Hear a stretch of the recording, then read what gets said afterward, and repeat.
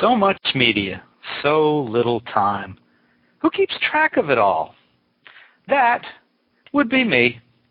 This is Bob Andelman, and this is the Mr. Media Interview, recorded live on blogtalkradio.com from the new media and American League Baseball capital of the world. Yes, that's right, St. Petersburg, Florida.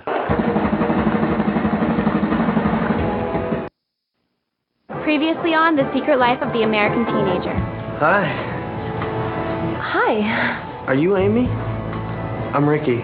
You're not just moving in with Dad so I can have you in for a nursery? I know we've only been dating for a few weeks. Grace, I really don't want you dating anyone else. I just don't know if my parents would think we were getting too serious too quickly. I just don't see how this is going to work. I mean, how do we even know I have a birth canal?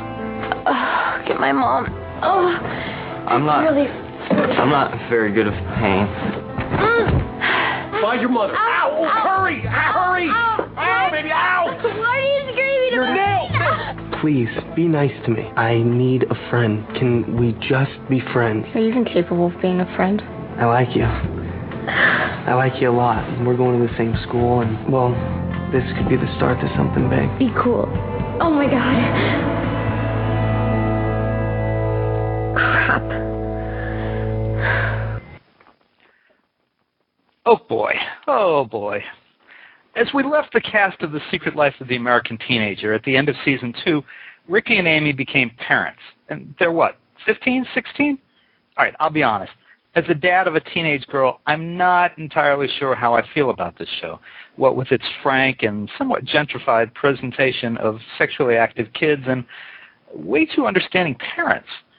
But not every show is for everybody, and I appreciate that. And in that spirit, I'm delighted to welcome two young and talented stars from ABC Family's The Secret Life of the American Teenager, Daren Kagasoff and Megan Park, Ricky and Grace, respectively.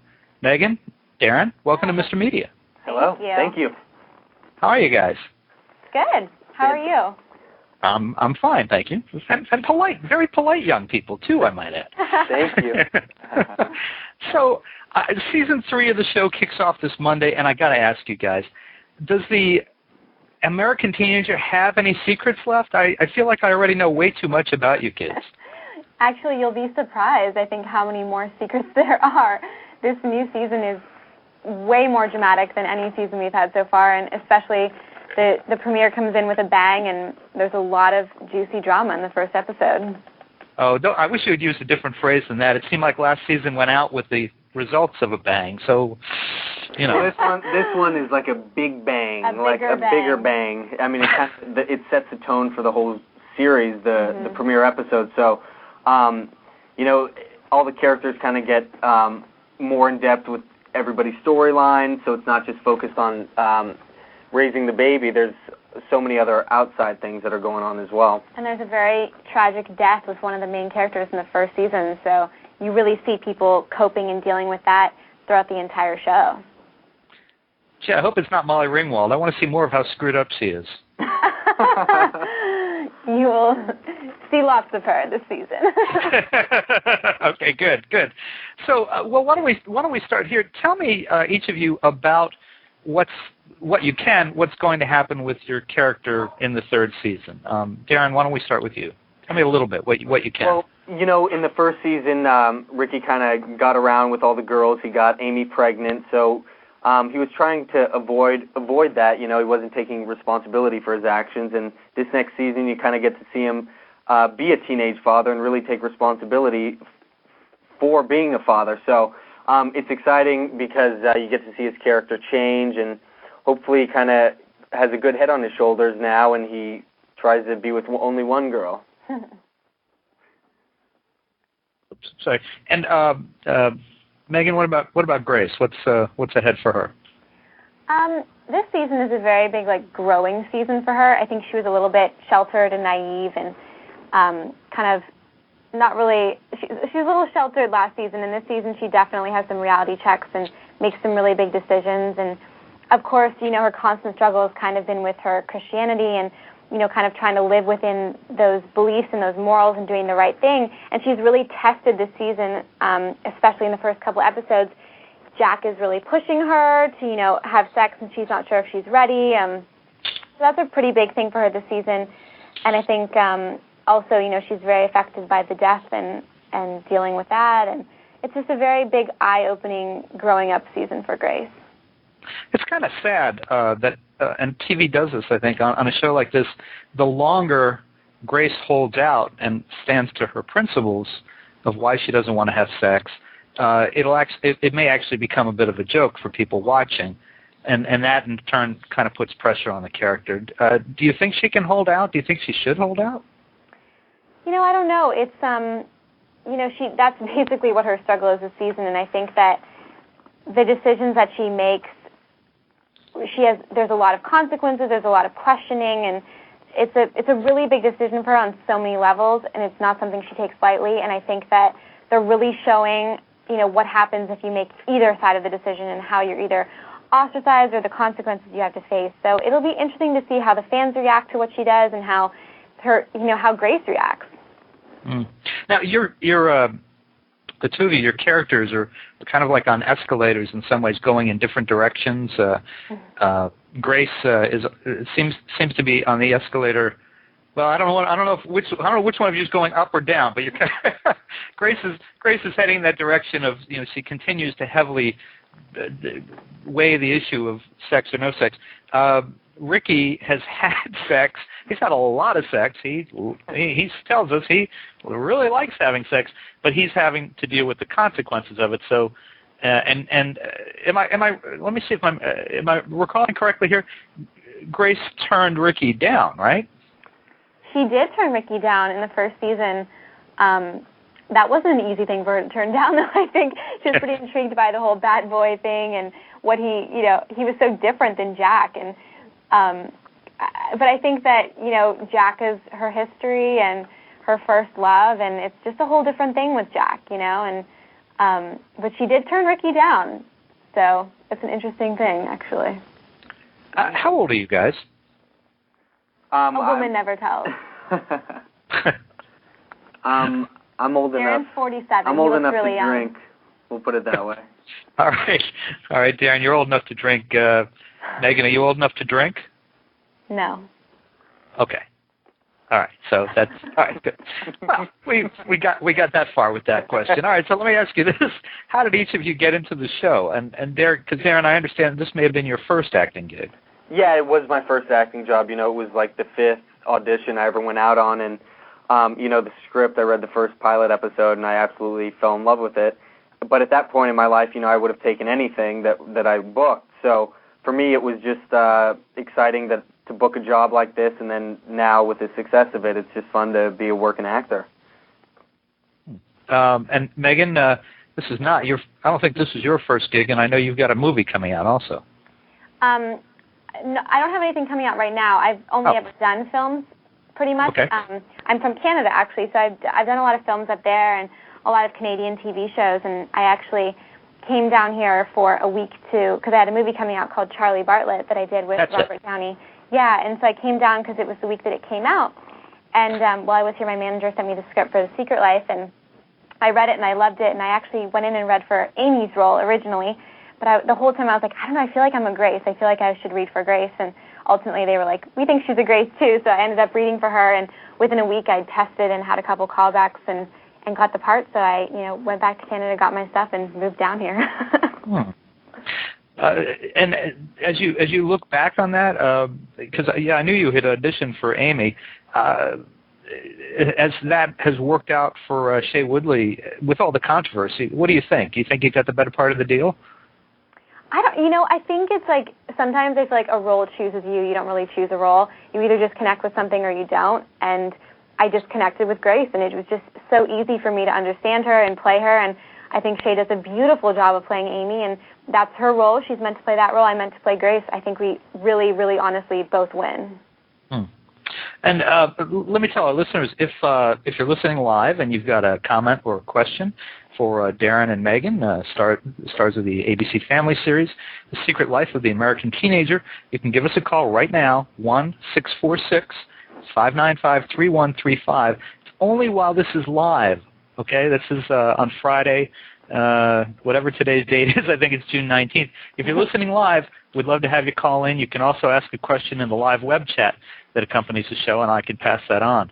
Daren, it kind of seemed to me like you've got sort of the toughest job on the show. I mean, your character, Ricky, he's the father of the baby, but he may or may not be in love with the baby's mother. He's a guy who admits he loves having sex.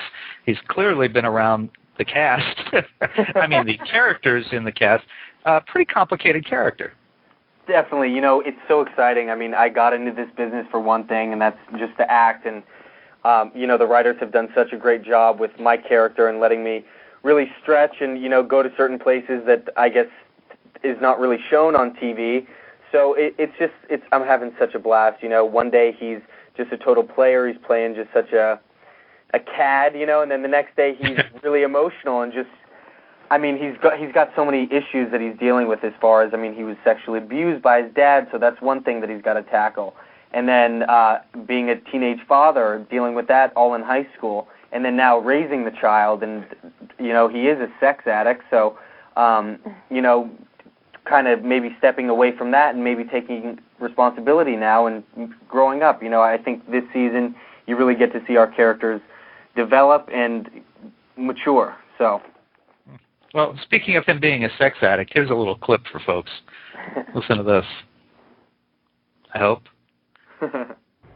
And who knows why, but maybe it was just meant to happen. Although I don't think it's meant to happen again. Yeah, believe me, it's not going to happen again. I'm thinking about getting fixed. I mean, the state should make me get a vasectomy or something. Ricky, you're 16. You're in high school. I mean, maybe one day you'd like to grow up and get married and have some more children. I don't think so. This is it for me. I don't even deserve to have this one. I don't deserve to have a baby with a girl this nice. With Amy. I can't believe I did something so stupid. It's changed the lives of so many people. I hate myself. Hey, you can't enter into the world of fatherhood with that kind of attitude. I'll go along with him on that. So let me ask you this. I try to ask you guys about age. Let me ask you this. Do you think either of you, as you know, as actors, as young people, are either of you prepared? If it happened to you tomorrow, are you ready to raise a child? I mean, God forbid, no. I don't think so. I mean, it's one of those things you hope you never find yourself in that situation if you're not prepared or you don't want it. But, I mean, kudos to all those teenage mothers out there who do it and do it well, because I know there's so many of them, and they deserve so much more respect than they get, because it really does take a lot of work, and we've learned that from the show, and even just having the babies around on set there, so much work, and you really have to, like, not be selfish and give up everything. And I definitely, you know, don't have plans to have kids anytime soon. I don't think Daren does either, probably. Yeah, no, I don't think so. I don't think I'd be a good dad right now. We're just so busy and, like, yeah. I don't know. I just want to focus on me right now, be selfish and focus on me. Now's the time. Yeah, really.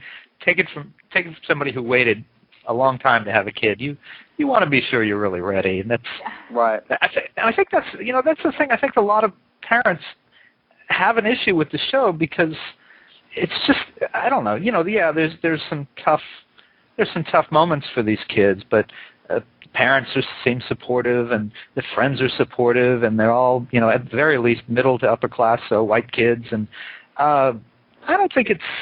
I don't know. I worry that it's presented as too easy and too attainable, and that, it's not so bad, Hey, you're 15, 16, yeah, okay, yeah, you get pregnant, go ahead, have the kid. It's not that easy. It's definitely not that easy, and I think, about the friends being supportive and the parents being supportive, once, she decided to keep the baby and she decided to take it on, I mean, what other option do they really have at that point? I think they did the right thing by supporting her and trying to encourage her to get a job and work hard and stay in school and work really hard. I think, there's always going to be controversy. It's such a touchy subject, and I can only imagine for parents too, but I think that they really try to show the realistic side of like how her life is so different in so many ways, and you know, she, especially this season, you know, she can't do anything with her friends anymore. She can't go out. She's stuck inside all day with this baby, and she's working and going to school, summer school, and all this stuff happens. And I think that especially this season is really going to show the reality of what it is to be 16 and living at home with a baby, and it's not like a party for sure. And I think the show, I don't think it glorifies teen pregnancy whatsoever. I think if anything, it shows you that, I mean, there's a cause and effect. So if you do something like that, then, you know, that could happen. So it just makes teenagers and parents aware that, you know, stuff like that could happen, and just show them the way of either going about it, whether it's putting it up for adoption, abortion, or whatever anybody's personal views are. So. Now, over on another ABC Disney show over on the Disney Channel, the Jonas Brothers wear purity rings to declare their intent to remain virgins until marriage, and, you know, anybody wearing purity rings on your show set? Characters, you mean? No, the actors. Oh, yeah, I do, as myself, Daren. No, I'm just kidding.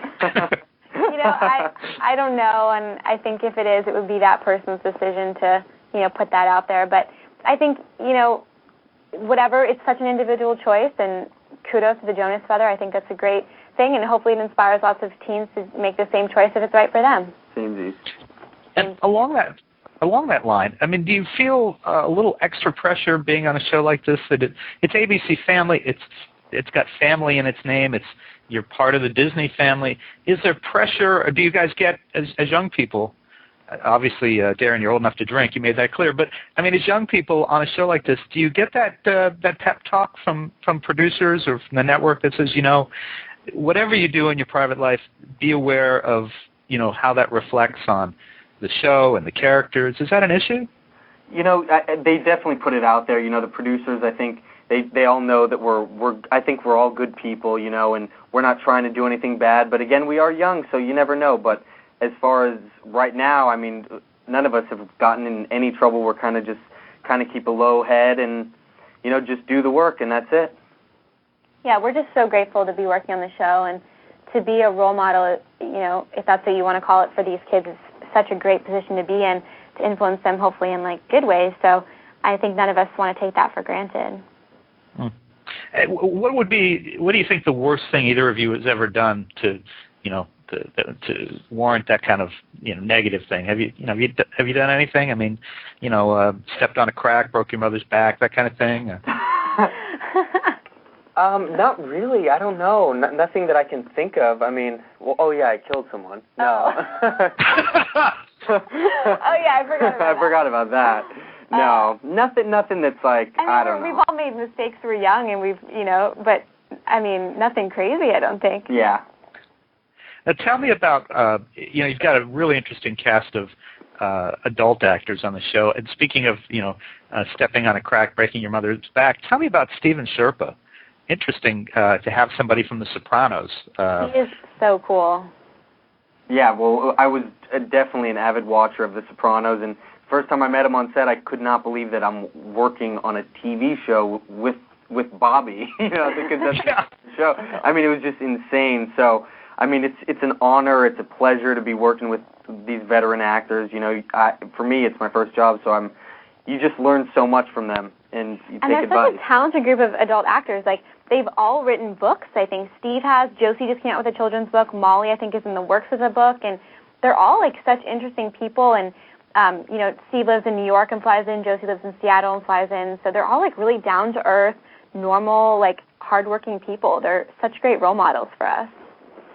And let me ask you about Molly. I mean, obviously, she had the same kind of, same but different kind of fame and experience when she was a teen. The Breakfast Club and 16 Candles, and I want to say Pretty in Pink. I think that's right. Yeah. Had you guys seen any of her movies before you started shooting, or have you gone and seen them since to see what all the chatter's about with her?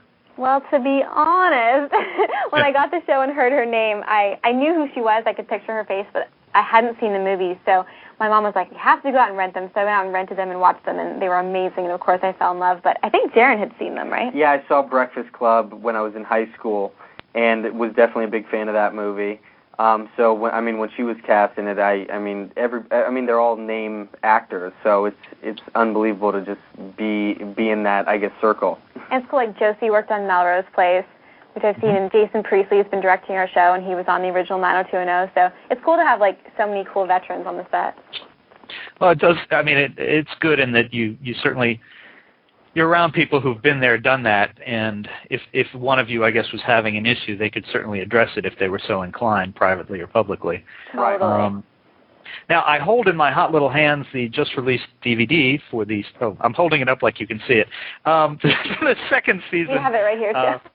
Oh, okay, good. So we all know what we're talking about, of The Secret Life of the American Teenager. Now, for people who may be listening to Mr. Media but haven't seen the show before, or who may have been kind of in and out, tell them a little bit about what happened. Obviously, there was a baby, but tell them a little bit about some things that happened on the second season and maybe why they want to go buy the DVD and catch up in its entirety.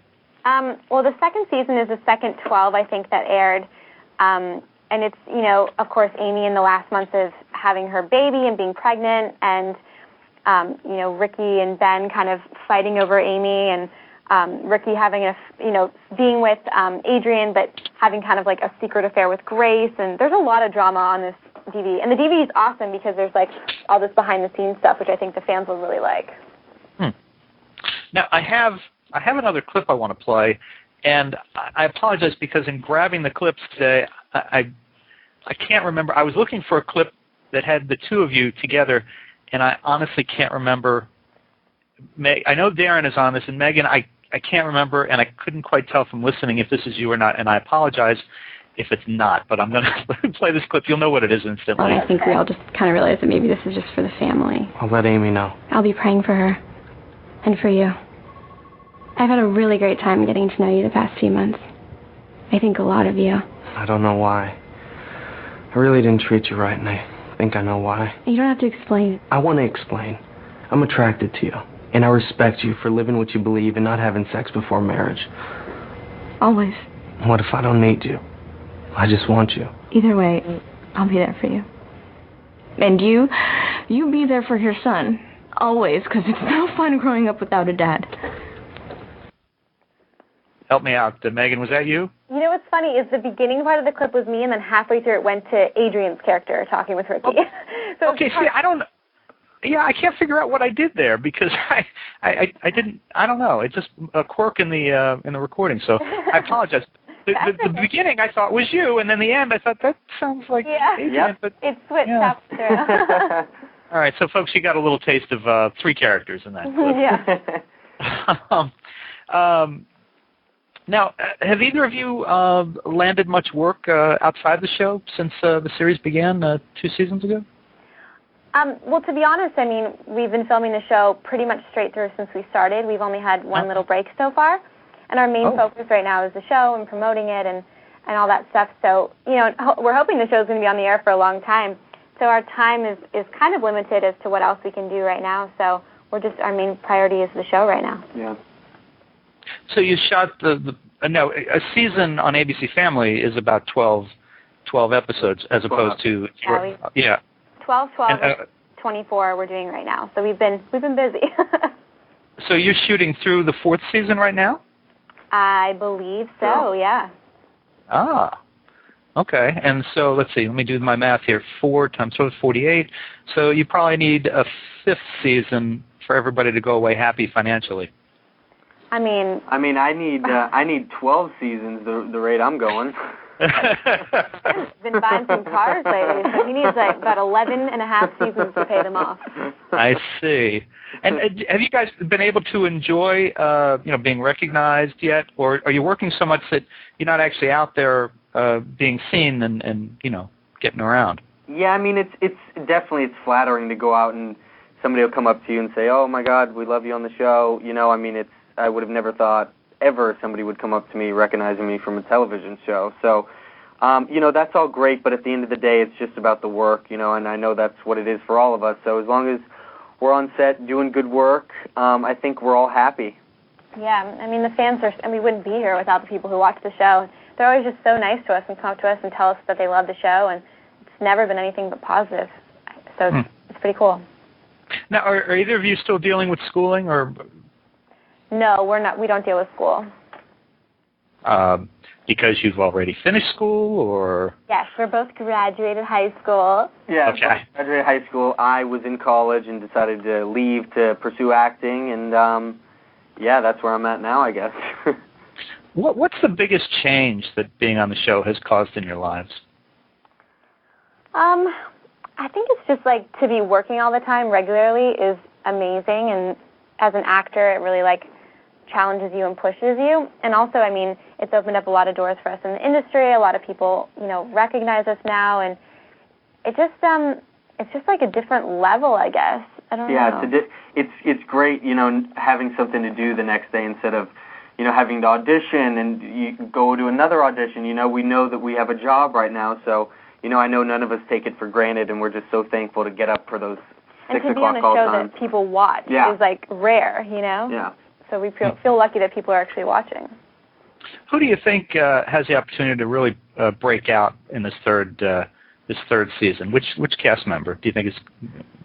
I think everybody, to be honest. It's such an ensemble, to be honest. Yeah, like everybody's storyline kind of breaks out this next season. I mean, every single character kind of breaks out. You know, the first season kind of focused on the baby, but you know, it's so much different this season. So you know, it's going to be a big shocker to everybody once they reveal, you know, what's going on with Grace, what's going on with Jack. You know, all the characters in the show. And everybody brings something so important and like so unique and awesome to the show that, I mean, it's such an ensemble. Well, wait a minute. What about this guy? Can't you give me a cup of tea? I slept with you. I remember. Whoa, what was that? that was from the scene in the hospital waiting area before the baby is born, and I think some of the kids are trying to talk the others into getting coffee for them or tea, and I love that clip. I love it because it amuses me. I'm not here to encourage premarital sex of any kind, especially having a teenager myself. I have a very different view of these things than I did when I was in high school or college, let's say. Yeah, I bet. Do you? Do either of you talk about the storylines with your friends? I mean, do you have any friends who who disapprove of this storyline? I don't really have any friends, so this is so sad. Calls me every day and talks about the storyline. Yeah, I talk to Megan all the time about my storyline. I don't have friends either.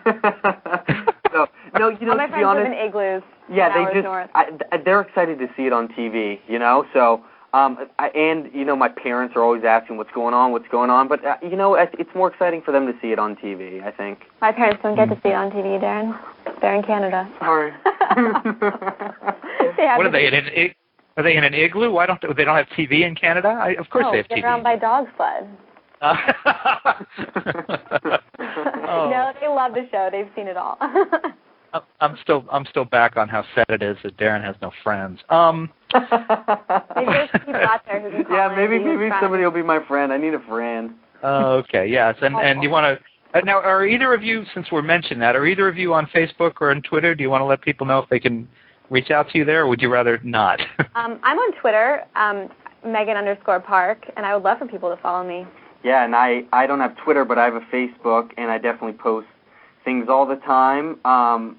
So, yeah, I'm on Facebook. Oh, I didn't know that. You should get on Twitter. We can follow each other. All right.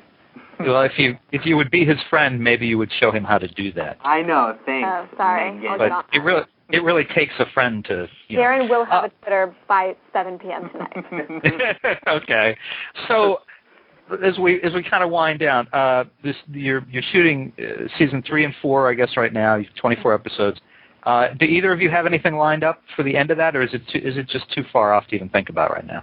Well, we just, it's kind of too far off, and, you can't really book anything right now because this is our main first priority. So, say the show still does well and we get another pickup, we could go back up right away. So there's no telling. We kind of just got to wait and sit it out to see what happens. Yeah, okay. I mean, kind of focus on it. Like, I do music as well, so I kind of do that when I can just for fun to keep myself busy in all aspects when we're not shooting. Cool. Very good.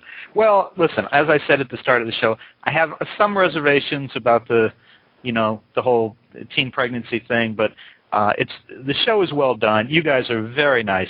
You've been very nice to talk to you. Oh, thank you. Obviously very talented, do a good job on the show, and I appreciate you putting up with some of my more ridiculous questions. And I want to tell everybody that you can catch Daren Kagasoff and Megan Park every Monday night this summer in the third season of The Secret Life of the American Teenager on the ABC Family Channel, 8 p.m. every Monday night. I think I said that. And you can check out previews of the show and on abcfamily.com, and of course, you can look for them on. Hopefully, by tonight, you'll be able to look for both of them on Twitter. But you can certainly find Megan on Twitter and Daren on Facebook.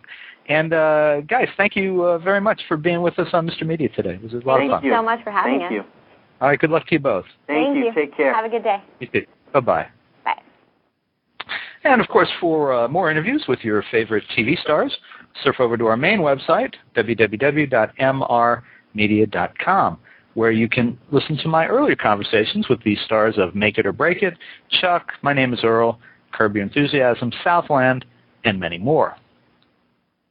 Please think about writing an online review of Mr. Media, casting a vote for Mr. Media, or marking Mr. Media as one of your favorites, whether you listen on Blog Talk Radio, TrueSlant, Pointer Online, MySpace, Facebook, NetVibes, Multiply, Zanga, Friendster, Orkut, Bebo, Podcast Pickle, Vox, Folio, Mediafly, Podfeed.net, Blueberry, Zencast, Zimbio, or Odeo. Subscribe to Mr. Media in iTunes, and you'll never miss a show. Just search Mr. Media Interviews within the podcast section of iTunes and click the free subscribe button. It's that easy. You can also listen with a piece of string and a tin can in many locations. If you've got an idea for a guest, email me directly at bob@andelman.com. That's ANDELMAN. You can also follow me on Facebook or on Twitter, www.twitter.com/Andelman. Thanks so much for joining us today.